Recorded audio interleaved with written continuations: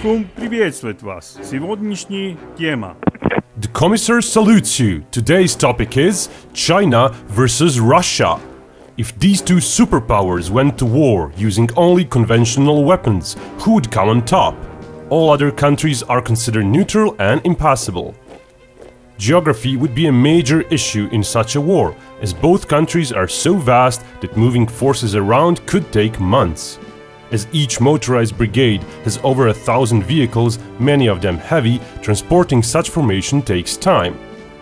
Airlifts are basically out of the question, as it would take even the US transport plane fleet several days to transfer one of their heavy brigades several thousand kilometers away. For the smaller Russian cargo plane fleet, it could take a week per brigade. Chinese airlift capabilities are even worse, by a considerable margin. Furthermore, such continuous and massive air bridge ops would be subjected to other sides' air attacks. Suffices to say, great majority of both sides' forces would be transported to the front line by rail and road. Chinese developed regions could be threatened since they're closer to the front line, while the Western Russia would be so far away that they would be basically safe from any fights. But the eastern part of Russia would fare much worse. Russian road and rail infrastructure east of Omsk mostly depends on two lines of rail, one highway and a few more local roads from the west to the east. Chinese infrastructure is about as undeveloped when it comes to its northwestern part of the country, but much more capacious when it comes to northeastern part. China would be able to haul reinforcements to Vladivostok and Khabarovsk much more quickly compared to Russia. It would take about a week to transport a brigade by rail and a bit longer by road. Road congestions would be severe if brigades would be sent one after another. The longer the route is, the more and more refueling trucks would be needed for the brigade in transit. As Russia was throughout its history much more concerned with defense of its European regions, initial disposition of combat maneuver units also favors China. It has several times more units in the region, and the road and rail infrastructure that would be used to bring reinforcements is much more robust than the west to the east lines existing in Russia. China houses very few forces in its western area. That would change over time, but Russia might initially be able to bring more troops to that area and try for a push inside China. However, due to the very narrow piece of border in the west and the fact terrain is there extremely mountainous, it is unlikely either side would be able to bring enough troops and sustain them once it crosses into opponent's territory. That piece of border is likely to remain quite still throughout the war. Russia would not gain much by forcing into China there, as what lies beyond is mostly desert area. Best usage of Russian forces would be using the mountainous terrain to hold off pretty much whatever China could muster there. By attacking there, Chinese could potentially gain more, as they could sever Russian road and rail connections with the east if successful. But brunt of Russian ground army would be closer, so local force balance is not likely to be so much in Chinese favor there, even though Chinese army is larger overall. Just how much larger? Roughly 3 times. And its reserve and paramilitary forces are even more numerous. So the far eastern Russian territory would be in grave danger. Chinese forces could be outnumbering the Russians 10 to 1 there, and frontline could be moving within days, far earlier than Russian reinforcements could arrive. More importantly, due to infrastructure and distance difference, the rate of incoming reinforcements would favor China. It is likely most of Chinese push would happen here, as the territory is least hilly. Chinese might try and push towards the Sakhalinsky Gulf. At the same time, a push towards Chita might be tried as well, but reaching there would mean traversing lots of forests and hills. Just as with number of soldiers, China enjoys an edge in heavy weapons. A few more times tanks and artillery on paper, and even bigger numerical advantage in the local disposition of forces would mean Russians would be continuously on defense. Ex-Soviet surplus hardware was not maintained for 25 years, and even if a decent part of it could be resurrected, each tank regiment requires over 2,000 soldiers. While doable, crew training for thousands of tanks would take upward of a year. Both sides would try and use their air forces to slow down incoming reinforcements and sever supply lines. China should do better there. It has more airfields closer to the front line and more planes. More of its planes are modern, and it has less infrastructural choke points to target compared to Russia. Big problem for Russia would be proximity of their lifeline rails and roads to the front line. China should be able to periodically pause the inflow of troops and supplies with their rocket forces and air forces.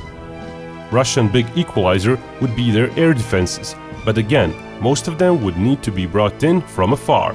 Their numbers would not be as high in the first weeks. Still, they are quite numerous and increasingly modern, so they would make Chinese incursions deeper inside the Russian territory very costly.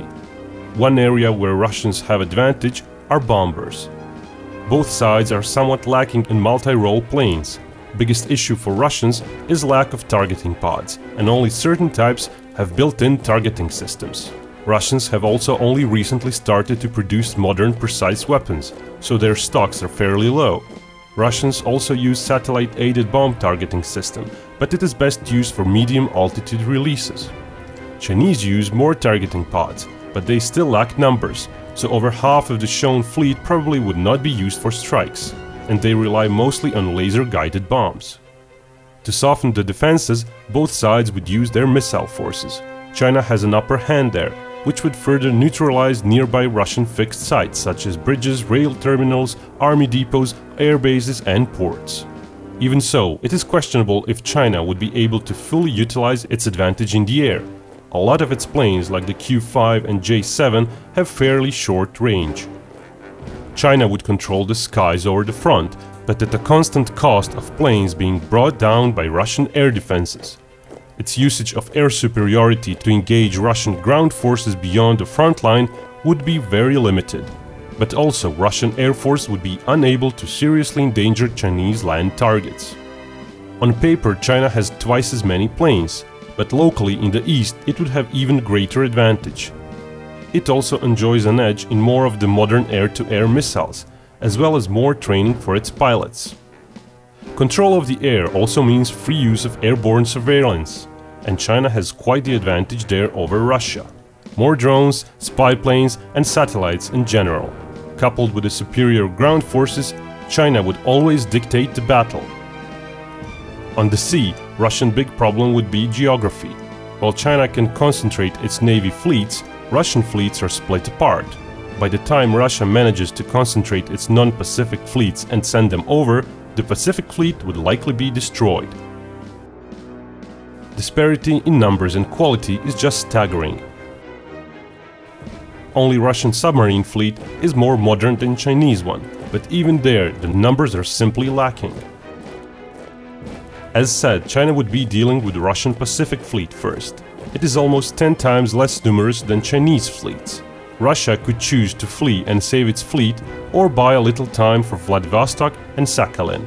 Both sides might be aided by naval aviation, though with Chinese numbers in the air, that too would not help Russians a lot.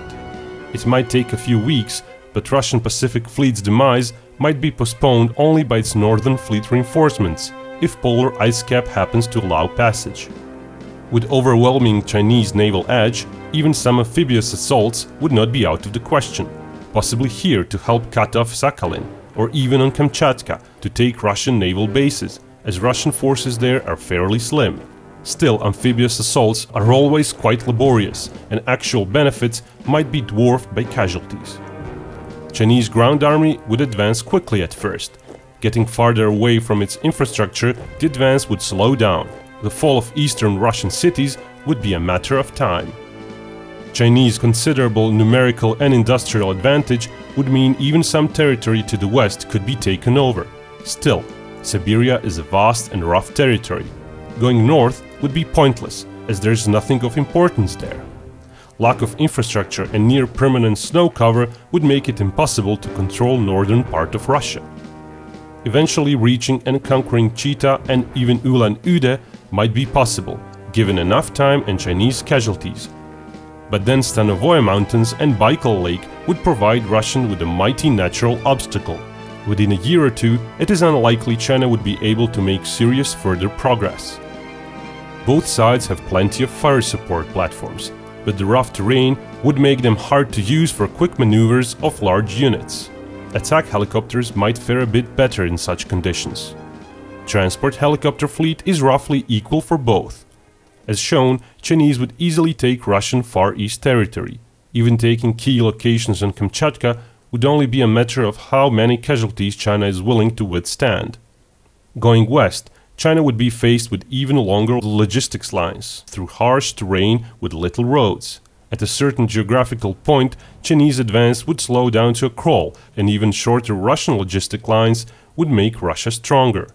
But by that point in time, Russia would lose a fair chunk of its territory, most of its air force and navy, and all without inflicting China with more casualties than it had to endure. Bottom line, Chinese victory.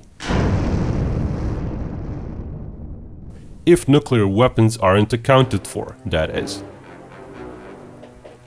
As usual, feel free to subscribe, and if you really like my videos, you can support me via the above link through the Patreon crowdfunding website. Oh, and here's a cool channel to check out, Lindy Beige. Wide range of topics, but ancient and medieval warfare seem prevalent. Take a look via the shown link.